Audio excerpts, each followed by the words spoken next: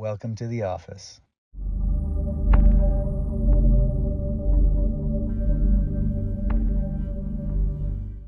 So the right leg. Got stuck on the corner of the pallet, and my other leg slid across the front. So you kind of did a split. Mm-hmm. Got it. Okay. And did you fall? Yeah, I fell right on my ass. On your ass, on your back, ass side, ass back. I just fell like with my legs spread open, like on my butt. Yeah. That explains it. Okay. All right. And that was 10 years ago. Mm-hmm. So from that injury, you went to physical. That was through the work. Yes. So they sent you to physical therapy. Mm-hmm. Did they do any X-rays? They did X-rays and an MRI. They said I had 2 minimal bulges. I think I want to say L4 and some other spot. I can't remember, but they said that they're not significant enough to do anything really. Correct. Okay. And then they gave you a series of physical therapy sessions. Mm-hmm. Okay. And stretching and strengthening. Yeah, and some of the stuff like it didn't seem to do much, and I started doing yoga, which seemed a lot more helpful. Okay. Any shooting pain down your leg? It used to be really bad sciatica pain going down, where like before I couldn't really wear the shoes I was wearing. I'd have to wear something a lot thicker, and it would hurt just to stand on like my heels. So a lot of times I'd use my tippy toes to like mostly put my weight on. Okay. Any shooting pain down your leg right now? Not really, just kind of like on the backside, like through right here. Like it's not really shooting pain, but like it just hurts right in there. And sitting down. When you say hurts when you're sitting, it's sharp, it's catching, it's contracting, what is it doing? It's just really uncomfortable to sit down. Okay. Yeah, the best way I can say it. Anything else going on besides the low back? Recently a pallet fell over on me, and it was a pretty heavy one, and it tore my. Dude, what's up with you and pallets, dude? What's up? When I heard my coworker say something and I couldn't tell what he said, the second time he shouted, right when I was trying to get out, it just, all I remember is bouncing off the ground to the floor. And this was when? April 19th. April 19th this year. Yeah. This year. Okay. And I was lucky it wasn't wrapped very well because like my lower half of my body, I had to use my hands to like try to slide myself out because it was too heavy. Okay. All right. Anything else going on? That's pretty much it. Okay. All right. Sleep. Well, that's been a messed up one. Because of pain or because of just trying to get to sleep? That and the medication that I was on. So like, I didn't know until I talked to a friend, he told me that, he told me, Soma syndrome's real, so I started looking it up. And what is? Soma syndrome, because I take muscle relaxers. And so when I looked at it, I found I had most of the symptoms of that, so I stopped taking it. Like, it makes your sleeping worse. So you were taking muscle relaxers for what? My back pain. All right, so can I talk about this for a second? Mm-hmm. All right, this is kind of important. I want to share information with people. And again, this is my opinion based on the way I was trained and the way I see conditions. If the back, let's talk about this for a second. There is the mechanism of trauma and what happens to the spine. And what happens is when something shifts out of alignment for whatever reason, right? Slip, fall, pallet, whatever. And we get a shift, we get a kink. The first thing the body's going to do, it's going to want to protect an injury. And the way it protects the injury is by causing a muscle spasm. Spasm and inflammation are the body's way of protecting. Okay, and what are typical things we do for that? Take an anti-inflammatory and a muscle relaxer, right? Yeah. Typically. Yes. But it's doing that for a reason. So we have to see is, first of all, why is the muscle spasming? Right? And the way I've taught this and described this over the years is whenever we have a muscle spasm, always bisect to the spine and ice that area, number one. Okay? Not a tight muscle, a spasming muscle.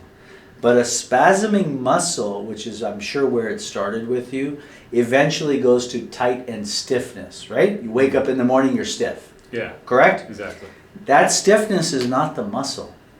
That stiffness is the body or the ligaments adapting to this new position. So they call it adaptive shortening or scar tissue. Mm-hmm. And it's a cycle that happens. So if there's instability, the muscles are spasming, what do we do for it? find the nerve pressure, find the bone that's out, set it and ice it, and that usually fixes it. But if we're going to relax the muscle, then nothing's going to hold it, right?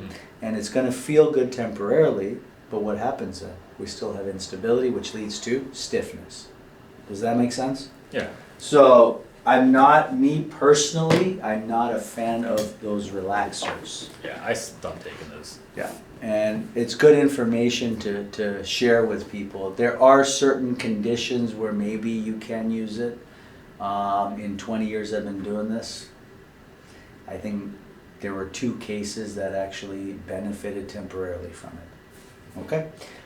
So the key lesson there is wherever we have a spasm, we cross the spine, right? Let's say the spasm is here. Cross the spine, ice. Spasm is here. Cross the spine, ice. Okay? Cool. All right. No more muscle relaxers? No, I even stopped taking the painkillers too. What are you taking now? Are you taking anything? No, I stopped about over a month ago. Okay. And because I noticed like when I'd go to bed, sometimes like if I take it by a certain time, within an hour or 2, if I'm still awake, it'll keep me awake most of the night. If I take it a little earlier, then I might be able to fall asleep Okay. at a decent time. But then like if I took it around 8 o'clock at night, and then some, because I would be so exhausted and, like I wouldn't get very good sleep. Right. I'd get up around 10 o'clock in the morning because I'd have to be at work at 12.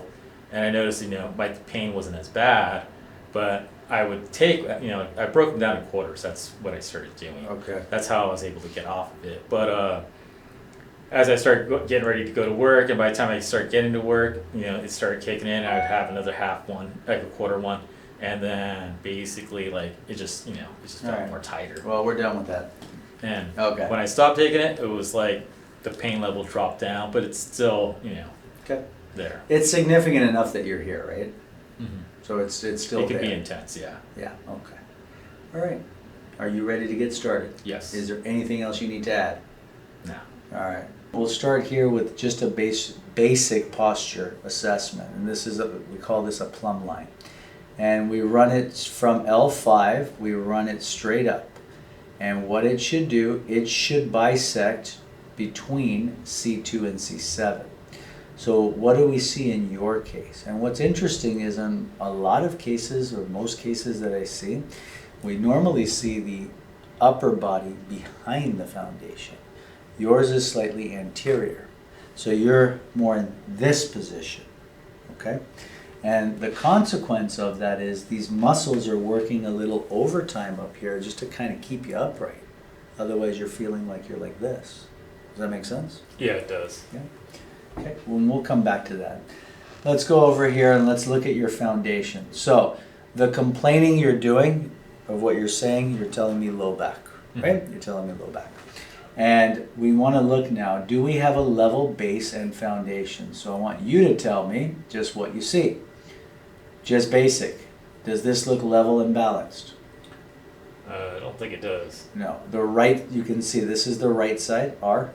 This is the left. And the first thing we can see is what? It's way off. The right side is shorter, the right side is lower. And what we need to look at, we'll look at the numbers and see, is this under 7 millimeters? Anything under 7 millimeters, adjustments will hold. Anything over, we need to see what is correctable. And maybe we may need to put a lift inside. I don't know just yet, okay? So let's look at the numbers and see what we see. Okay, this should make a lot of sense now. We have a rotated pelvis on the left with a rotated sacrum on the left side, but we have the short leg on the right side. What does the number tell us? So at the current measurement, the MD, the measured difference is 17 millimeters.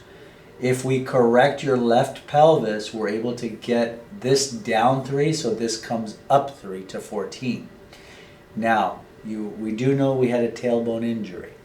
5 millimeters of this deficiency is coming from the sacrum, okay?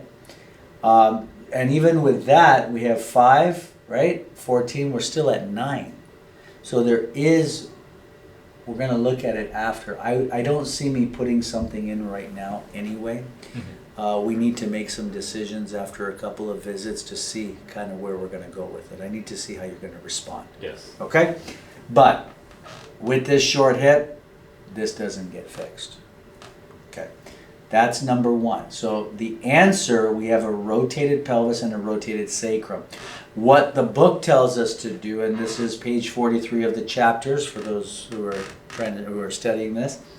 If you have an ASIN on the side of a rotated sacrum, the book says do the sacrum, and I kind of agree in this situation. Now, let's go deeper. You said you had that tailbone injury, right? Mm-hmm. Now, I can see it right here, and we're going to go to the other x-ray to confirm. You see that right there? Yeah. That's swollen. Those are remnant discs of the sacrum. That's your S5. You can see it a little bit better now. Yeah. Yeah. That's S5. So let's go to your side profile now and let's look at your S5 and see what's going on. And there it is. Okay. So when we're looking at the tailbone, what we want to see is a smooth arc. You have a little nub there, but that is what I'm looking at. This is the 5th sacral tubercle, and what we can see is it's bent, right? Mm-hmm. Now, it's open at the back here. So the question is, how are we going to fix that? How are we going to get that in there? We have to bring S5 down and forward. So we got to kind of take this whole segment and push it forward back in. Okay? That's the fix. Once that happens with whatever torque needs to happen, we'll see. We have to get that S5 and we have to go bring it down and torque up. So it's a little bit of an art. You've got some nice artwork. Thank you. So you like art. So there's a little bit of art to this that we need to do. It took you years of experience to get to where you're at. Yeah, man. So that's the thing, right? We're going to get that S. So the challenge is we got to bring it down almost like a spondy. So we got to bring it down, but we also have to torque the right side up. So that's going to be the fun challenge in your case. So we'll see what happens. But that's what I see here. Does that make sense? Yeah. Okay. Let's continue on. Now, you have the curve. If we need to put a lift, I can justify it. And the reason why is your curve goes to the side of the short leg. Again, another finding, heel lift indications. They use the word scoliosis, it's not though. If the curve of the spine goes to the side of the short leg, then a heel lift could be indicated. If the curve was going opposite to the opposite side, then it wouldn't be indicated. That would have been more of a challenge for us. Okay, so that's number one, the foundation. From there, we can see that this deviation, this is compensation to the short leg. We have some digestion issues we'll need to talk about as well. You have a few digestion things going on. You're not absorbing, assimilating as well as you could. The way I look at digestion, at least on the x-ray before anything else is, I look at first there should be a big black dark hole here, and this hole should be, follow my cursor, this big half circle. Mm-hmm. So we don't have that. It's called a Blvd, and it's just this means a gastric air bubble. Yeah, German word, Blvd. So if we don't have that big black half circle, and then I'm looking here, this is the ascending colon, the transverse, and the descending. There's a lot of undigested food in here. So Blvd, digestion, we need to get the digestion started from the stomach. The neurological control of that is the middle of the back here. Mm-hmm. But it can also be from anywhere. You'll report back to me after about 2 adjustments what's changed in the digestion. As we get to the middle of the back, you see this kink here? Yes. Where's that from? What'd you do? I have no idea. And then I'm wondering if that's maybe when the palate turned me down, because maybe my arm was like this, because my elbow still hurts from it. Left elbow? Yeah. Okay. It's possible. It's possible. This kink here though, T1, T2, T3, we have a T3 side slip. 1 through 4, this part of the body controls heart and lung, liver, gallbladder, stomach, pancreas, adrenals, digestion, kidneys, and it works all the way down to the foundation, okay? So we know there's something going on here, something. Yeah, usually my shoulders are pretty tight. Left, right, or both? Both. But you can see this, yes? Yes. And you can see this is connected to your clavicle, shoulder, the whole upper complex. Yes. Now when we get to the top, so this kink does what? Causes the slight deviation to the right side. So these ligaments here on the right side shorten. So tailbone we know is there. Let's look at your discs. Now I'll give you some good news. And there's a lot of good news here. So even though we have tilting, these discs are designed to be level and parallel. Your discs are good. Okay, 5 is good. It is tilted. Mm-hmm.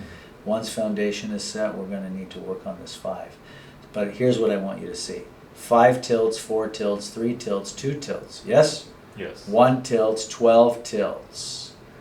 11, I can't see 11 there. But I can see the undersurface, so still tilts. Undersurface still tilts all the way to here. And guess what that is? 1, 2, 3, 4, 5, 6, 7.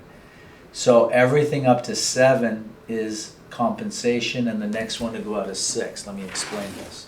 So from here to here, from here all the way up, all this is compensation. This is not the fix. Mm-hmm. All of this comes from here.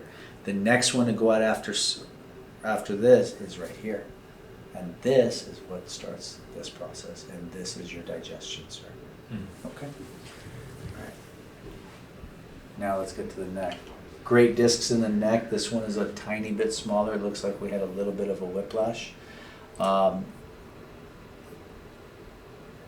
You can see the ends of the bones there, right? It just tells me there probably was a little bit of a whiplash. So in your case, we actually need to get from here, from around the T6, we need to get this like that. Bring your belly button in and up. This is your posture. That's our goal for you. Okay, sir? Thank you. Now, let's look at flexion extension. So, neutral. When you extend, the skin in the back creases to make it look like you're extending, but you can see the bones don't really move. Right? They should all be moving back. Now, forward. They should all move forward. Which one did not move forward? And we got another answer. C2 move forward, C3 move forward, 4 move, 5 didn't move, 6 definitely didn't move. Do you see how 6 is still tilting? Mm-hmm. Okay? So with potentials, C6 is a potential in the neck, which goes to the shoulders and the rotator cuffs. C6 is a potential, T6 is a potential, and the sacrum. Those are our 3 majors. Make sense? Mm-hmm. Okay. Any questions on the x-ray so far? Not yet. No, not yet. Okay. Shall we get started now? Sure. Let's do it, dude. And what we're looking at is the dimples. And we can see this dimple is lower, this dimple is higher. These should be level. But regardless, they should move up and down like this. Go ahead and walk for me, please. Walk towards the... Turn and walk back. And you're going to do this about 5 or 6 times. And do you swing your arms when you walk? I think so. Okay. Just whatever's natural for you, please. I think it's because it's a shorter walk, so maybe I don't. Got it, okay.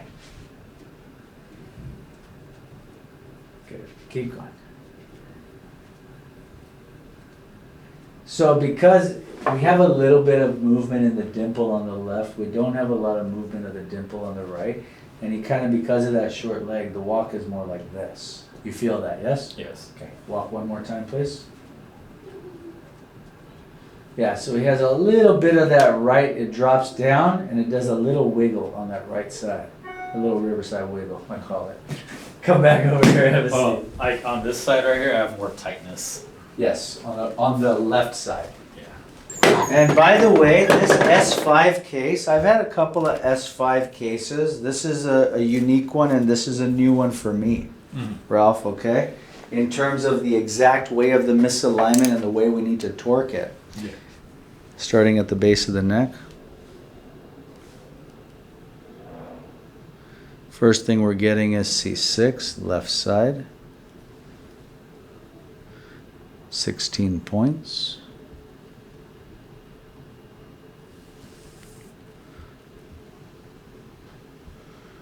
$11, 12 points. T6, T7, left side. Right on, dude.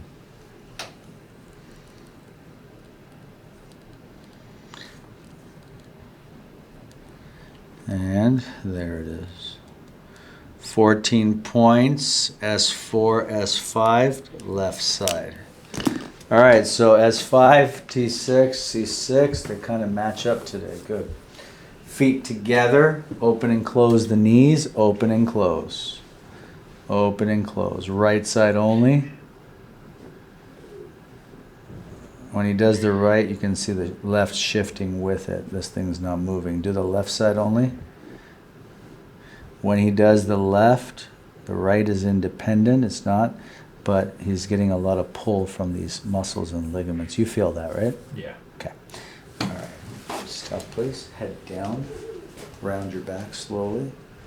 Round forward slowly. Relax the shoulders. Drop. Good. Nice and easy. 1, 2, 3, 4, 5. Tender. Yeah. More at 6, more at 7. Right about there. 6, yeah.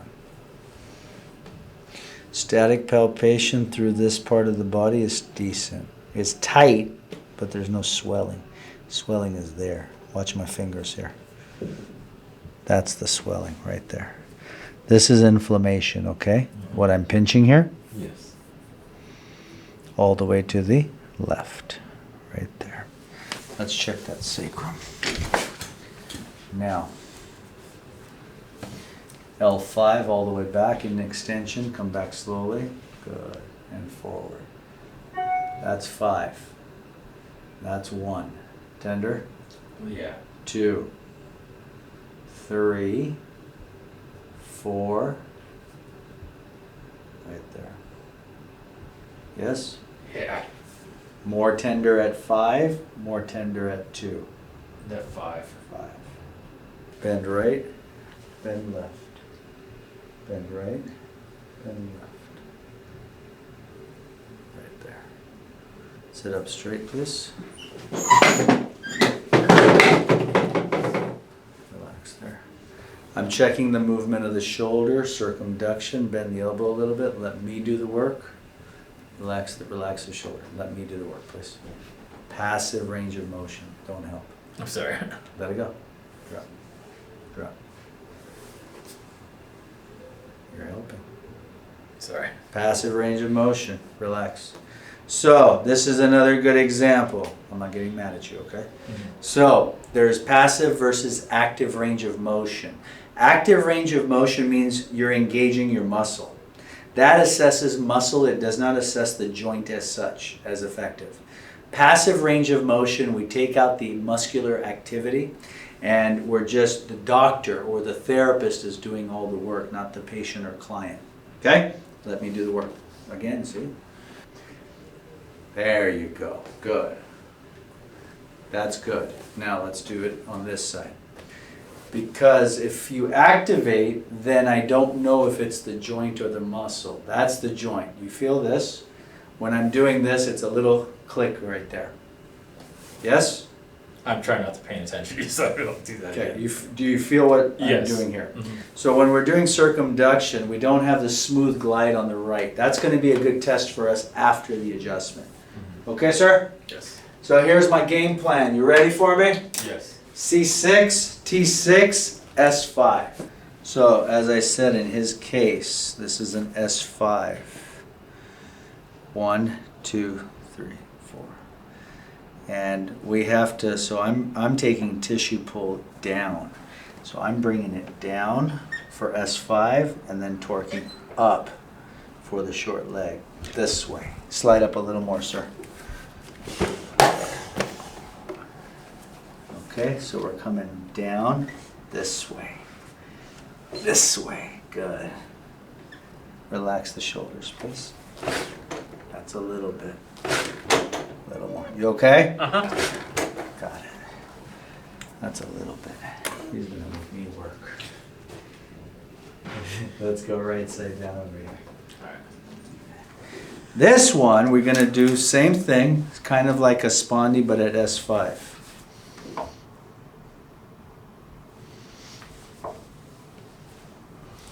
Hold the wrist there. You okay with me pushing up on that shoulder? Yeah. Okay, let me roll, roll. roll. Good. So I'm not on your hip, I'm on your tailbone, okay? Gotcha. Come on up. Walk it off, please. Good stuff. You're gonna walk back and forth. Good. One more time. Got a little movement in there. Good. Have a seat over here, please. Let's set your C6 all the way back. Nice and easy there. We're on C6, and we've got to get a nice lift up. Look up.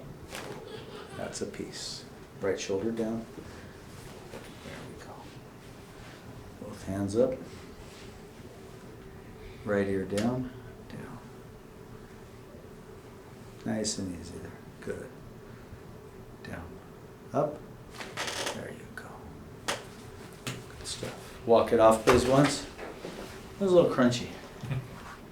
A little crunchy. And let's go back over here face down, please. We'll do T6 now.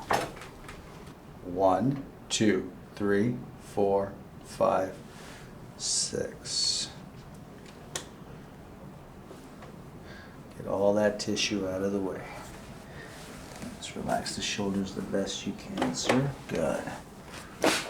Gotcha. Nice.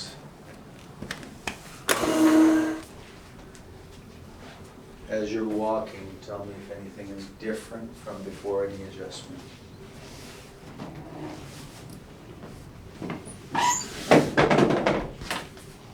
That spot doesn't hurt as much that you just did. How's the low back? Seems fine. Okay. Come over here. I want you to sit and stand. Go ahead and stand. Go ahead and sit. Stand up. If you need to push off your knees, you're welcome to. Okay, keep going. One more time. March in place after this. Good. Good. And let's walk it off one last time to the corner.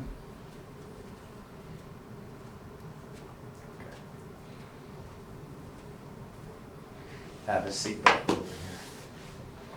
Good stuff, too. Okay, starting at the base of the neck, let's see what we got. C6 is clear.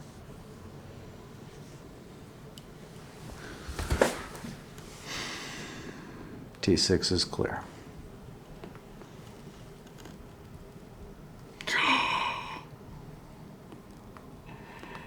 S5 is clear. You're all clear for today, sir. Let's feel now. Back slowly in extension. L5, S1, S2, S3, S4, S5. A little different. Yeah, there's no pain there. Good stuff, dude. All right. Shall we continue? Yes. Okay, first thing is the test of the shoulder. Remember what it felt like? Yes. Okay, let me do passive range of motion. Good. A little different. Drop it down. Drop, drop, drop. I'm doing the shoulder adjustment. Drop, don't help. Mm-hmm. Don't help. Home run. Don't help. Don't help. You're helping. On your back, please. Now let's go ahead and set the ankles. AS talus. This one is a lateral tilt. There you go. Sit up and turn. Now you get a buff and polish. You feel It feels way different. right? You have those percussion devices? I have one, but I don't use it really in those areas because it doesn't seem to do much.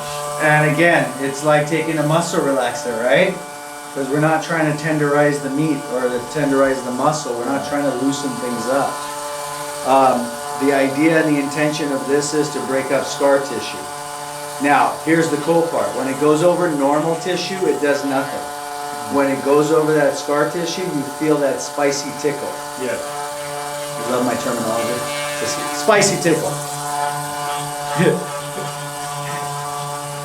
Walk on your toes, please. Turn around, walk on your heels, please. Is that a little lighter on your low back now? Yeah. We have one regular walking, please, and I have one more test for you, very simple test. Sit on the floor against the wall, please. Okay. And the test is getting up. Should be easier to get up now. I used to be able to do that without my hands before. All right, come over here, please. Let's check your hands. Squeeze the hand, please. Squeeze the hand. Squeeze. It's a little Yeah. hard right there. Let's It was worse before. relax the. Relax. Relax. So he has a lot of contracture of the biceps tendon here. We'll work on that later. Relax there. There. Squeeze. Leaning. Let it go.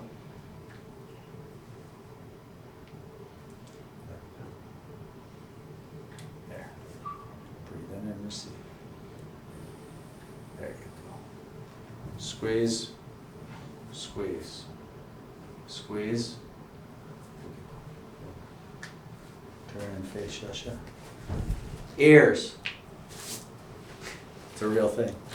Squeeze. Squeeze. Good. Sorry, still Squeeze. That's where we're going to start with you today, okay? Your homework, as I said, you got your walking, your ice, and your water. We'll give you some enzymes. The other thing I want you to add, you can start right away, is just standing on one leg, 2 minutes, eyes open, each side. Simple. No problem. Questions? No, I can do that at work easily. Welcome to the office. Thank you. You're welcome. Appreciate sir. it.